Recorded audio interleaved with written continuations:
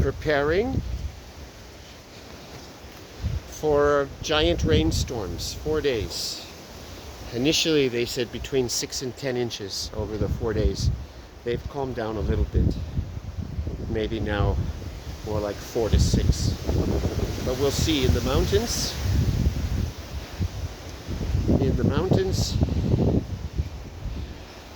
it's always a roll of the dice, a gamble. What are all the cliches you can use for, like, things could be worse or things could be less worse. You just don't know in the mountains. The forecasts are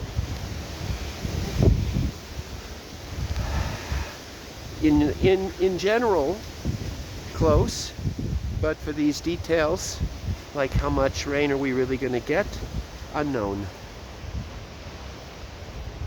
So we're doing our best to guide the water down our paths, our canals, so it stays out of the refuge.